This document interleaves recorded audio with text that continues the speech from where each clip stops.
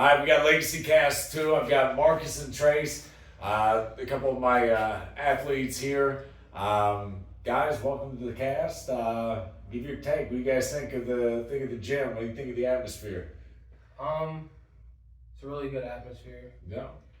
You definitely get a workout in, for sure. How do you compare the experiences that you've had here compared to the other gyms that you've been to? Because you've trained at like how many different gyms? I've trained at two, Okay.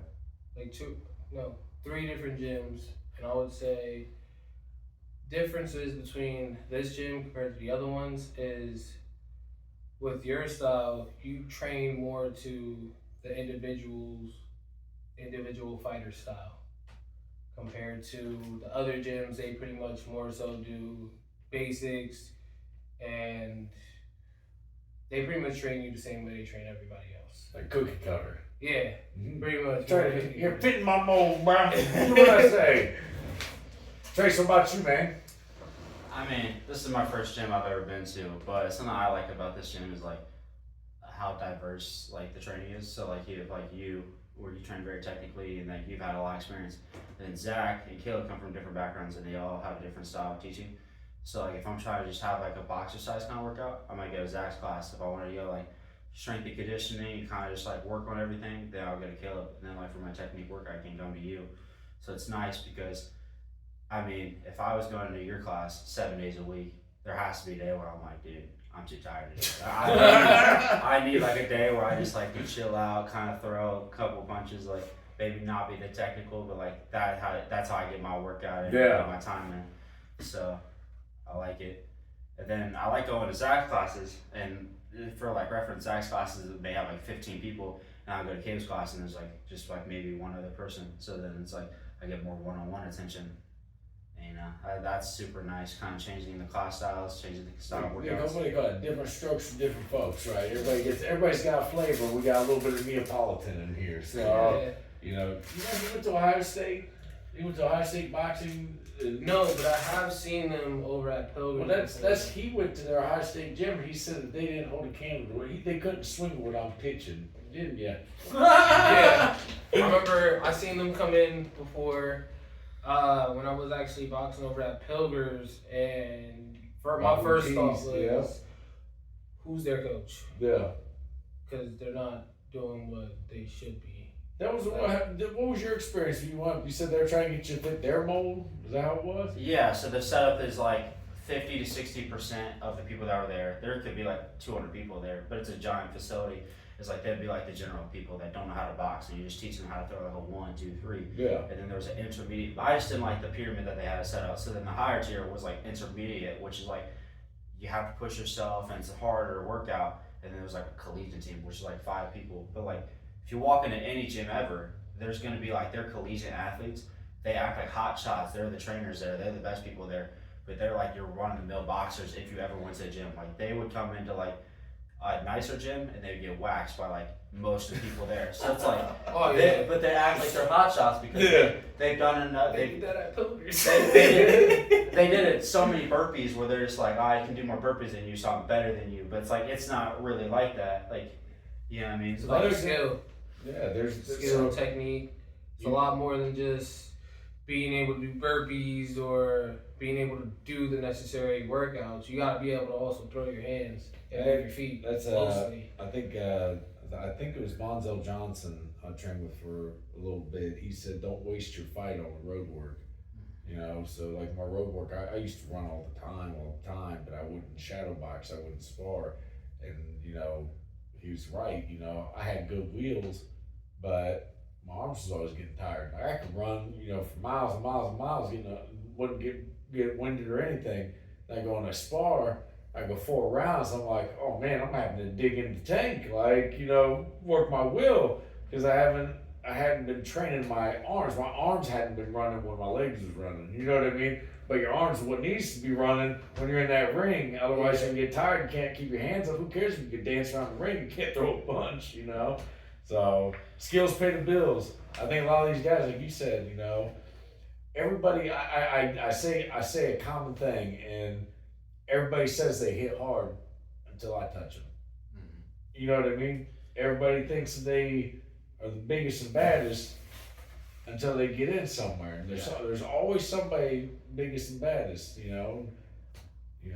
I can say that I'm a big fish in a big ocean. There's other big fish in my ocean. You know what I mean? Right. Sometimes you flush, sometimes you bust. And I've been busted a few times. So, but what's your guys' experience? Like, I mean, as far as like what you've seen other gyms, like, what's your take similar to that? Another little bit off topic, but another thing I did notice that you don't do compared to other gyms is favoritism. Yeah. A lot of other gyms will do favoritism. You treat everybody the same. Yeah. Equally. That's the way it's supposed to be. You know, everybody's supposed to get a little bit of love. I mean, because you start playing favorites, you start missing out on the bigger picture. You know, like if I'm always coaching you, and if I'm always like telling you what to do and how to do it, and you know this and that, what happens when I'm not there? Are you going to be able to perform the same? Sometimes not hearing my voice is a test in itself. Right. Just like I give you a little bit of the grace, give you a little bit of the grace, give somebody else a little bit of the grace. When I'm out doing X, Y, and Z with them, that's when you guys are working in silence. And it don't mean that I'm not watching. You know, if you guys are messing up, or if I see you can improve on something, I'll be over here and I'm still calling you guys out. You know what I mean? That's how it's supposed to be. I shouldn't use you as an avatar to direct the video game. You guys should be able to fight on your own, being able to utilize the skills and the training, you know, lifetime. You know, all I got up here is an encyclopedia of different recipes. I can't tell you that there's a formula A plus B equals C and it's going to work every time in boxing. No. Yeah. What I do have, though, is a bunch of recipes. All right? And I can throw you a couple recipes here, a couple recipes there. It's up to you guys to make a Thanksgiving dinner. You know what I'm saying? And then yours might be different than mine. Still might be delicious. Yours might be different than his. Still delicious. It's let me give you some recipes and see where you can make with it. But I kind of want to flip it around on you. So, how many different places have you trained at? Shit, man. So, from like your past training, just people, and then moving to here, this is your first like gym that you like owned, right? So I was big with Title Boxing Club. I was a partner in those franchises for a little bit. As far as like fight gyms, so around Columbus, I started with Rob Pilger. Me and Bobby P got a real good relationship. Love that dude. I was on his, like, if you look at his first fight posters, I'm on the first one of that. You know, my hairline was about down to here. Crazy. But, you know, I trained with Jerry Page over at the rec center, so like Beatty. I trained with Jerry, we got Beatty, Thompson, Douglas, Bonzo Johnson, Douglas, Coach Cal. Go over to Blackburn with Jerry. A lot of the Central Ohio rec centers, you know, primarily is where I trained, mainly Beatty. I trained, you know, I went to Pittsburgh, trained with Tom Manquillo, and I don't know if you know who Tom Manquillo is. That was he Paulie Spadafora, like Pittsburgh kid, like real badass fighter. Tom Manquillo had a hand in that, and I'm pretty sure Roy Jones trained with Manquillo too. So, you know, trained with him. I went down to Keith, when I was down in Florida, I was training at Keith Thurman's spot down there in was it St. Pete's? You talk about like a hot gym, there's no AC, and you're in St. Pete's in the middle of summer, bro. It's like 113 degrees inside. It's all humid, and everybody's just working. Keith Thurman, he's nonstop, all go. It's good stuff. You know, I went out. I trained at Extreme Couture MMA with Denny, those guys. You know, I had like Westside Barbell. Like, I trained with NBA, NHL, NFL. Like, I got all kinds of stuff. I forget things that I've learned in places I've been. I'm like, oh, I remember that now. Oh yeah, like Wilder, he was a part of the All-American Heavyweights. When I was fighting amateur and we went to the title tournaments, I was fighting alongside Ed Lattimore. Wilder wasn't there for that one. Ed Lattimore, a couple of the other heavyweights that had fought Wilder. Do it with all the tattoos. I can't remember his name. Anyways, I fought with All-American heavyweights that were training with Wilder when he turned pro, and that's who he used to cushion his record to get up to fight Fury. Like, dude, I've been in this play. Like I'm like the black horse of boxing, man. Don't nobody have no money behind me, no marketing behind me. All self-promoted, all self-managed. I was the guy that came in as the opponent that beat people I shouldn't have beat, and here we are. So coming over here as a coach, like, what did you change anything? Did you have like new, like, is there experiences that you learned that you like? How do you offer a different experience here than you would other gyms, like Dude, from a coaching perspective? So the way I look at it is I try to train people the way I wanted to be trained. Yeah. And I wanted to have a Mike Tyson customado relationship with my fighters. Yeah. Like I want to be able to have that no bullshit, live, die, breathe, eat, sweat, live the sport, right? And it is very hard to do when you got life at the same time, to be able to be that involved and that committed. But, I feel like you get that same flavor here because I come walking through the doors. You have full conviction that everything I tell you is legit. You have full conviction that everything I tell you is legit. There's no question. Like if you see something somewhere else, you might bring it up and ask why. But I bet you I can break it down for you. It's why it's right or why it's wrong. Trust, man. Trust and experience. So that's the being able to share that knowledge is why I'm here. Like being able to pass it on because there are so many times where I wish I had somebody like me, and now here I am getting to be that person for somebody else. How did you land on that style? Like you talk about that style a lot, like the Mike Tyson kind of like how his coach taught him. Like how did you land on that style of all the different styles that people teach? Because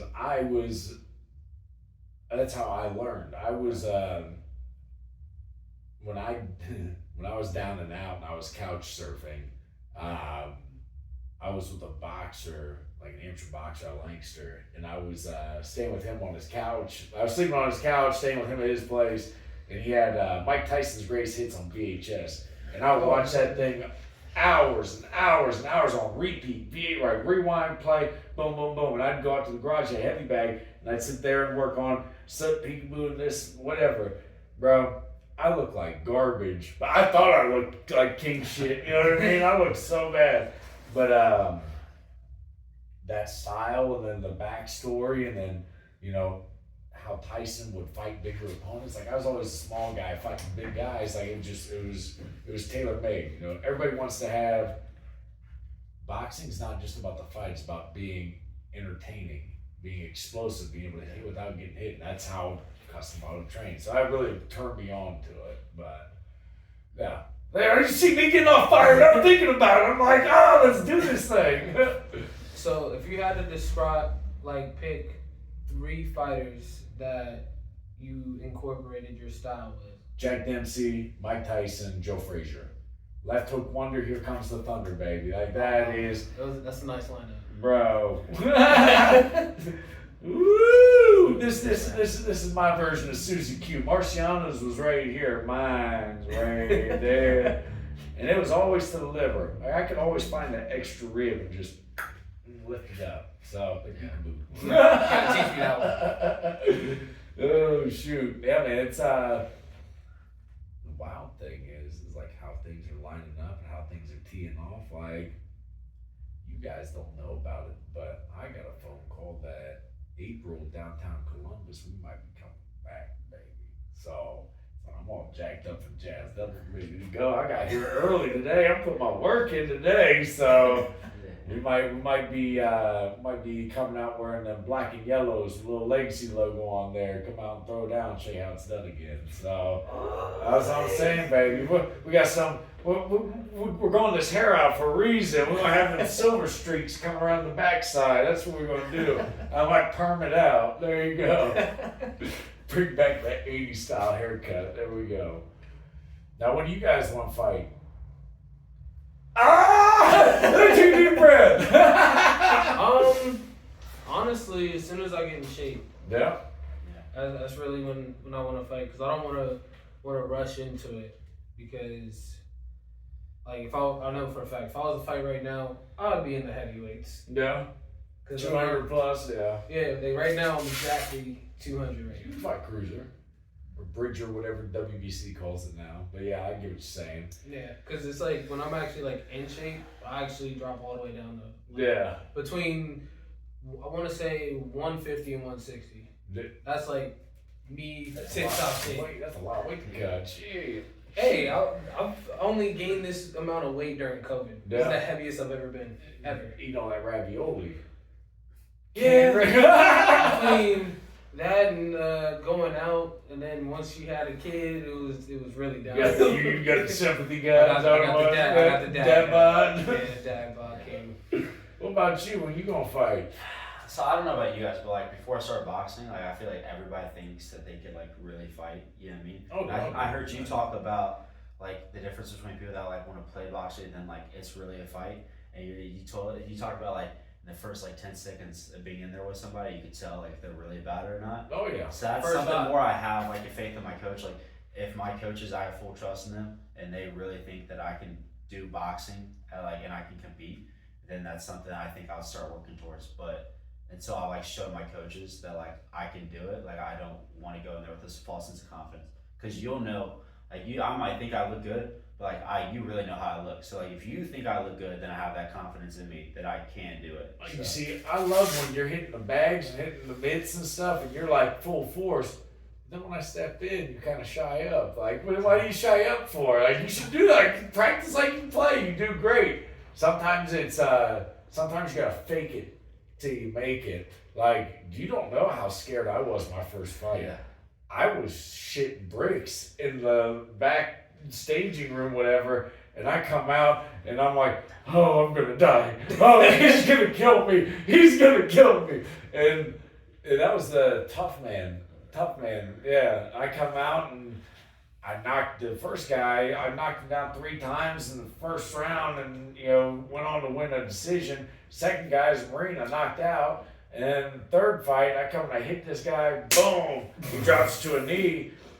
I thought I put him out, he gets up, and I go to hit him with a haymaker again, because I didn't know how to box, I'm just throwing slugs. I run into a punch, get thrown into the ropes, and my arm gets locked in the rope, and I can't get it out. I just see him walking up like this, and then the next thing I know, I blink and open my eyes, and I'm on a gurney getting handed $500. So I've told that story before. Yeah. But like going into that, like those fights, like the thought of actually going out and being like punched in the face, it gave me so much anxiety. I was like, oh, I'm gonna die! Like, those are natural feelings. So my first time I trained with Zach, he was like, you're not gonna spar like at all for like a month or 2 until we know who you are. Then the next, he's like, "Bob, why don't you meet Brian? Come in tomorrow and meet Brian." I come in, it's like 6:30 in the morning. That's early, like for most people. I get up, I have an energy drink. I get in there. I'm like, he's like, "You're late," and then I get in there. And I was like, I showed up right on time. You're like, "You're late," and I was like, "Oh, I just met this guy. I'm scared." And at the end of it, he's like, "All right, put on the headgear." I'm like, "What's happening right now?" I was like, but when you start to get scared, it's like he might be throwing 5% or whatever 3%. I think he's throwing 50%, and he's like telling me, he's like, "Hit me in the head," and then I hit him, and then he's like, "All right, now I want you to try to knock me out," and I was like, "All right," and then I started to get something going, not really anything going. I hit him with a shot, and it obviously didn't hurt, but it was a hard shot for me. And then as I'm exiting, he hits me with like a hook, he's pink, and then he's just like, "Hey, I told you," he's like, "You better settle down or I'm gonna hit you hard." And that's when I was like, dude, like, I don't want to ever hit this guy hard because I don't know what he might do to me.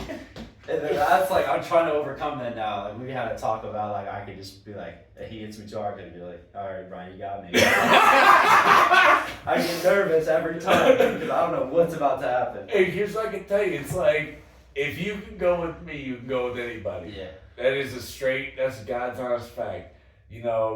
There's guys that are ranked that everybody puts pants on the same. Like one of my dudes, Nick Kisner, cruiserweight champion, lost my North American titles to him.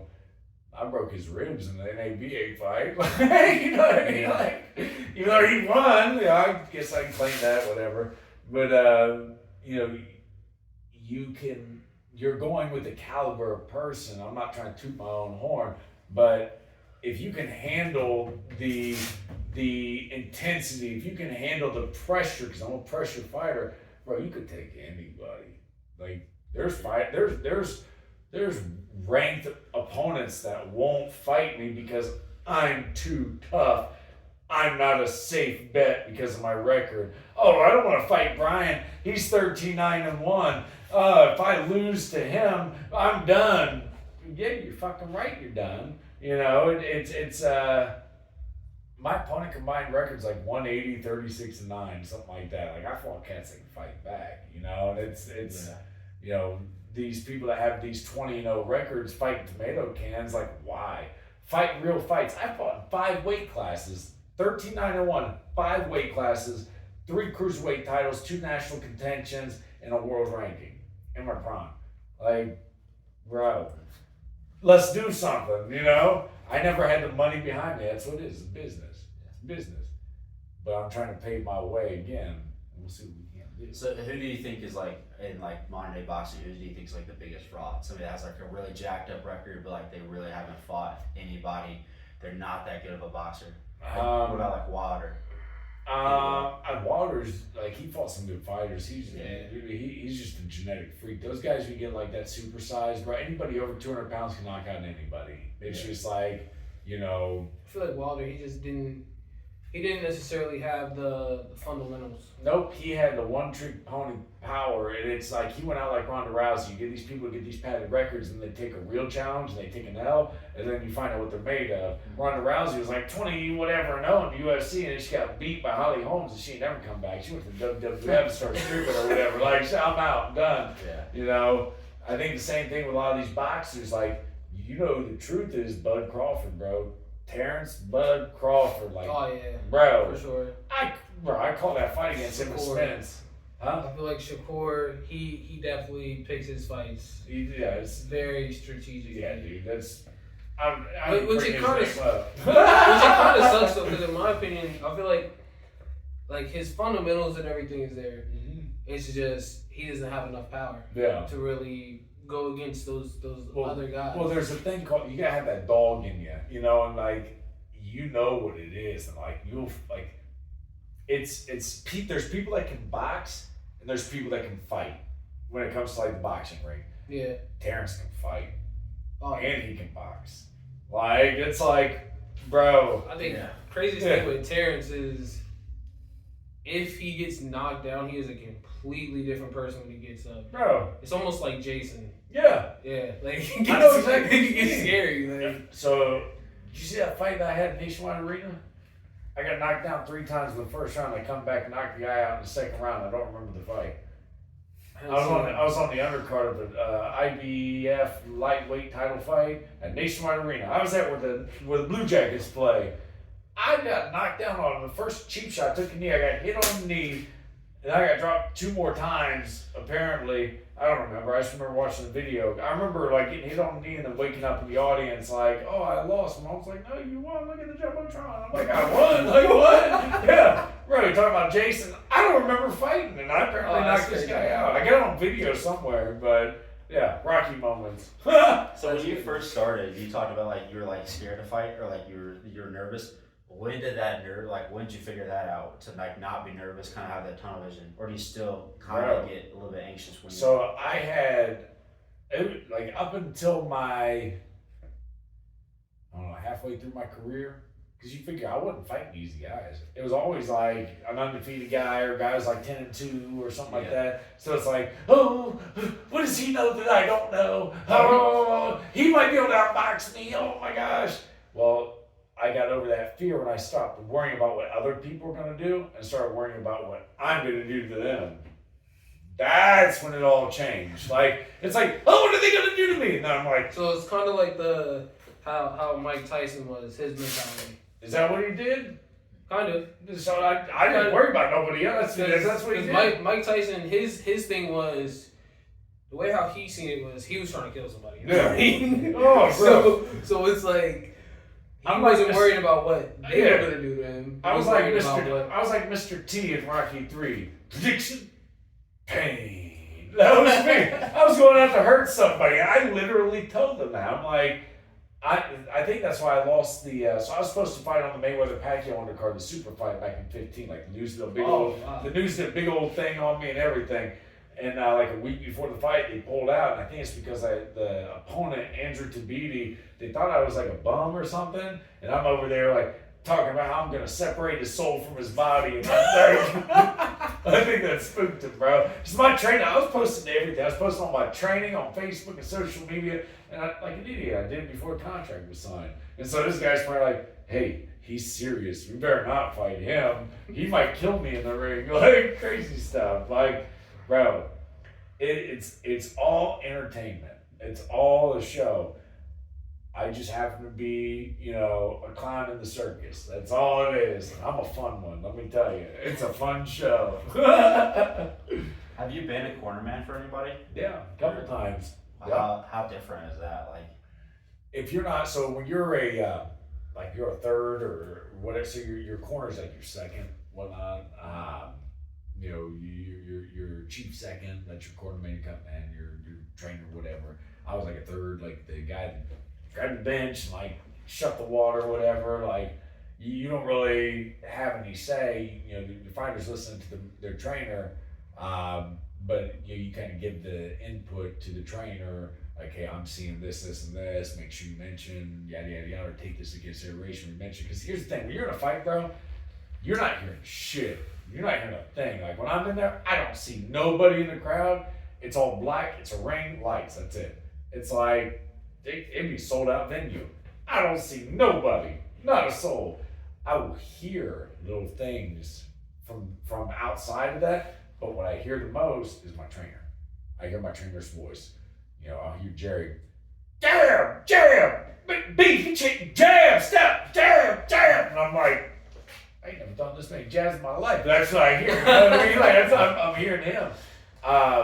So when you take that into account, you got to be able to, like, say you're working a corner with your fighter, you got to know how your fighter thinks, know what their trigger words are. Because when I'm sitting in the corner, I'm thinking about how tired I am, like how I'm like in a euphoria, like I'm not really paying attention to nothing. And then it's time to get back out and go again. Then I'll be sitting in the corner and I'm like, it's round 8. And I get up and I see the chick with the round 4 card going out. I'm like, oh shit, it's only round 4. Like, I have 4 more of these things. What? Like, it's a mind game, and you gotta have, I forget who said it. It says, there's Ali. To be a champion takes the skill and the will, but the will must be greater than the skill. You know what I mean? So it's that will is what I ran off of. Yeah. I ran off of will more than anything else. And I developed my skill as I progressed along. But so amateur fights, how many rounds are those normally? There's 3. 3. So you have, if you're open, 3 3-minute rounds. Novice, I think it's 3 2-minute rounds. So did you jump right from like 3 rounds to 8 rounds, or did no. So I had, as an amateur, I had like 14 fights in like the span of 9 months. As an amateur, so I was like fighting every other weekend, dude. It was crazy. But I was also 20-some years old. So turned pro December 11th, 2011, or December 2nd, 2011, and I went 4-rounder, 4-rounder, 4-rounder, 4-rounder, 6-rounder, 6-rounder, 8-rounder, 8-rounder, 10-rounder, 10-rounder, 10-rounder, 8-rounder, 10-rounder, 8. You know what I mean? Like amateurs? No, pro. Like, okay. From my term, pro. Amateurs is all stage 3. I only had 14 amateur fights, so yeah, there's all 3-rounders there. But what's the difference between like an amateur and points? Like a pro? Amateurs like playing tag. I didn't fight like an amateur. When the amateurs, I'm like trying to clean people's heads off their shoulders, like. Sarduka! That would definitely be me. Hey man, styles make fights, and it's when we get to that age, it's like I knew I wasn't going to go to the Olympics. Like I had enough points where I could probably get to a qualifier if I had 3 more years worth of those points under my belt. But the window is closing. You know what I mean? Like, right. So I feel like a lot of these lessons I learned in the game, it's able to transcend the sport. I'm able to give life lessons based off of boxing. It's so weird. It's so crazy. I know I've given you both like coaching advice. I feel like boxing, honestly, it's even though a lot of people, they see the physical portion of it, but it also transitions into mental. It is all Like, bro. it's just like when you're doing those workouts over time, it'll start cleaning your brain. Honestly, you'll end up with knowledge that you didn't have before. Facts. Like, it'll just come to you. Well, there's one thing that people don't think about too is the leading up to a fight. You don't know what you got to do to yourself mentally to be able to withstand what you're about to go through. It is you are preparing yourself in advance notice to go in there in an arena with somebody that is intending to do you physical harm, and to prepare your brain for that. People think it's a switch. You can just think, oh, well, why aren't you, like, I've been to fights, and, well, why aren't you beating him? How do you think you're going to do? Do you think you're going to win? No, motherfucker, I'm going out here just to think I'm going to lose. Like, it's the most ignorant thing, period, anybody could ever say. Like, well, what do you think is going to happen? Well, what do you think's going to happen? Why are you trying to mess with my brain leading into this fight? It's a head game. When the first time somebody signs the contract to the fight starts the second that pen hits the paper. It ain't when it's on the ring. Yeah. Don't talk to me. Don't mess with me. Don't try to mess with my head game, like, at all. And then people are like, why are you so grumpy? You go do what I'm doing. You go do what I'm doing. Well, he's just mean. He's just an asshole. He's just this. You do not know what it takes to be able to do what I've done.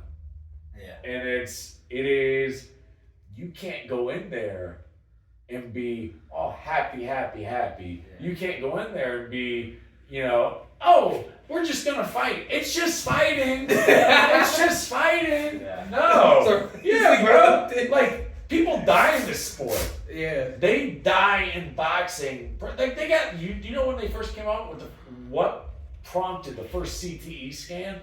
Boxing. Head injuries.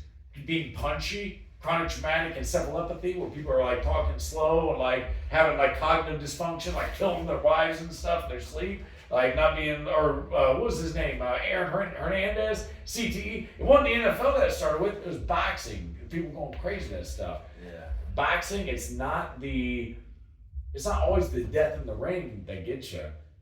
It's the after effects. You know what I'm saying? Like, what did you do that's now taking its toll later on in life? People don't know. You are literally a modern day gladiator. Every time you step in that ring, you don't play boxing. You don't. Yeah. And that's I don't mind sharing the knowledge, and because there's a lot of knowledge, there's a lot of things that transcend the ring, life lessons, most importantly, confidence building, all that, let alone self-defense, being able to, hey, if you need to utilize, this is going to be the best tool to get you out of a situation. Yeah. Right. Or even if, like, you may not want to do boxing, but boxing is the baseline for a lot of the other combat sports, whether you want to do Muay Thai. Well, that's what I said. The mindset that you get from boxing is going to transcend this sport and go into all of them. But that's the skills and lessons that you learn here, they help shape you to be a better you, ultimately. But go ahead.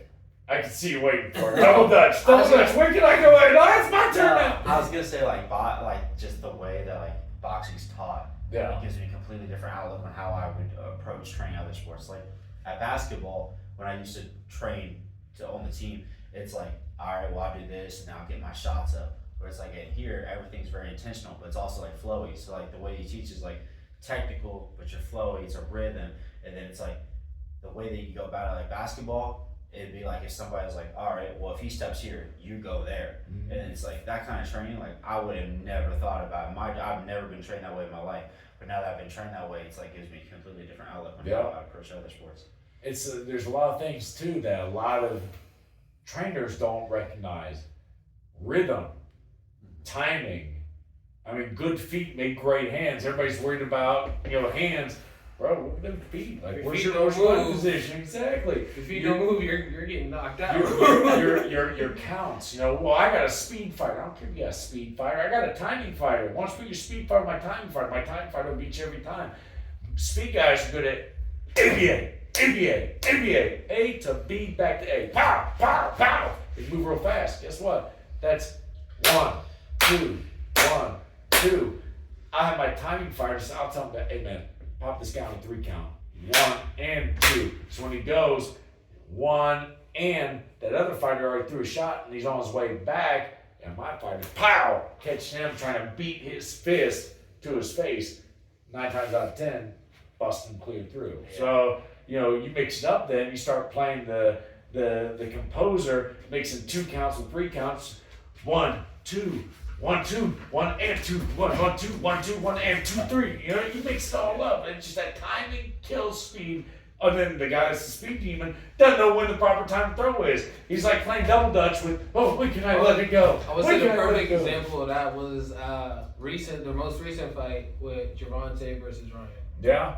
Well, it's because Ryan was a one-trick pony. I wouldn't necessarily say that. That's all he got. I would say now he's definitely changed up his style tremendously. Yeah. He keeps his right hand up now. Yeah. So at least he learned from that mistake. But even then, I would say, even before that, I would say that was his favorite punch to throw. Mm-hmm. But he was also still pretty good in other, as far as... He's speedy, he's fast, but you go against somebody's calculated like Tank. Like Tank was a timing fighter. He could count, and he would wait. You get your rhythm, get your patterns, then wait for you to make up, or let loose something, then come in with that. That's what he did, Ryan. So Ryan, I think his most recent fight, he started using the Philly shell. But that's something I was thinking about. A lot of fighters try to use the Philly shell. Why do you not teach the Philly shell? Why do you think it doesn't work how people think it It's would? because everybody's based off reaction time. You guys everybody's trying to mold towards the Mayweather style. Yeah. Guess what? If you just sit there and you maul somebody, styles make fights. If somebody's outboxing with the shell, yeah, good, sure, do a Philly shell, work it, try it as best you can. Guess what?